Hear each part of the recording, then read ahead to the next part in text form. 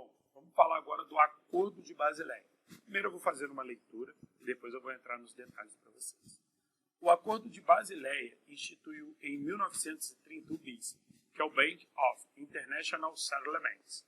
Ou, se a gente for usar na tradução literal, é o Banco para Liquidações Internacionais. Tá?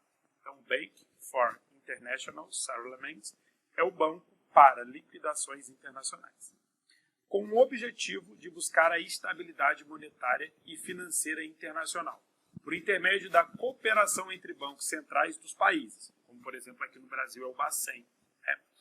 Este acordo tem como principal função minimizar os riscos de falência das instituições financeiras em relação a seus empréstimos, estipulando um capital mínimo no qual os bancos devem possuir para o nível de alavancagem, empréstimos que possuem.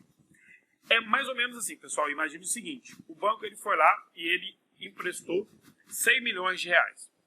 O banco, para emprestar 100 milhões de reais, ele teria lá, vamos supor, ele emprestou 100 milhões, só para ficar claro.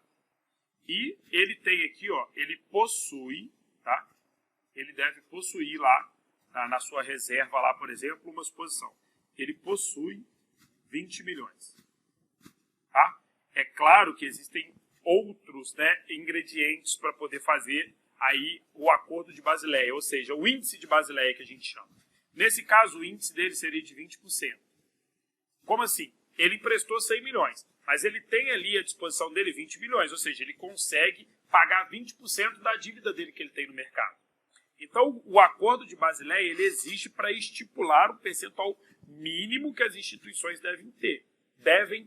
E aí cada banco central é responsável pelo seu país. Mas existe o Bank for International Settlements, que é o banco aí para liquidação financeira, que é o responsável por toda essa estrutura. Beleza?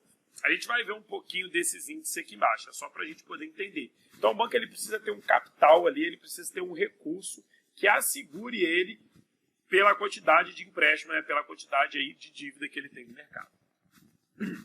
O Acordo de Basileia possui uma metodologia de avaliação de risco de crédito, no qual houve atualizações, Basileia 1, Basileia 2 e Basileia 3. A prova não te cobra quais são, né, e sim aí o contexto, né, a finalidade do Basileia, na qual busca mesclar estabilidade financeira e liquidez. É importante reforçar que ele é um acordo internacional e não uma lei. Passa a marcar texto.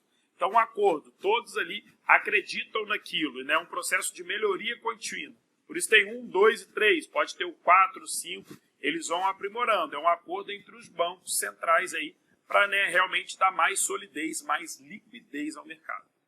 No entanto, cada país pode estipular se deseja incluir suas regras nas suas leis, exatamente como ocorreu no Brasil em 2016. O Brasil ele segue aí esse acordo de Basileia, ele segue as diretrizes, né? Mas ele acaba colocando ali algumas leis, como por exemplo, quando o Bacen vai intervir, quando o índice de Basileia estiver abaixo de quantos por cento. Então, isso é o que ele acaba implementando, né? Só para títulos de curiosidade, quando o índice de Basileia hoje fica abaixo de 8%, a intervenção do Bacen, tá?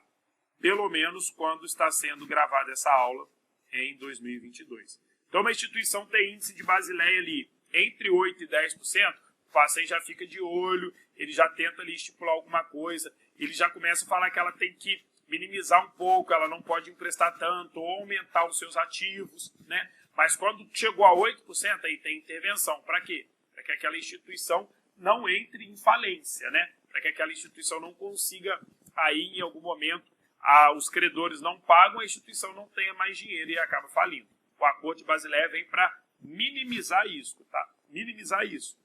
Então, ó, ele busca a estabilidade monetária financeira, tá? E, ó, minimizar os riscos de falência das instituições. Isso é muito importante. Fazer que realmente o banco não quebra. Então, em resumo, é uma autorregulação internacional, porque a autorregulação vão se autorregular, não tem uma lei ali em cima daquilo, tá? Vão no processo de melhoria. Vai possuir também o objetivo de evitar a lavagem de dinheiro, né? Visto que eles vão estar sempre ali se comunicando, vão estar sempre conversando a respeito, né? Vai controlar a alavancagem bancária com o intuito de proteger as economias mundiais e, consequentemente, a proteção de capital da população, fazer com que a população não tenha, por exemplo, uma instituição que entre em falência, mas você tenha dinheiro investido lá. E isso faz com que você não tenha o seu capital protegido. Então, o acordo ele vai proteger o capital.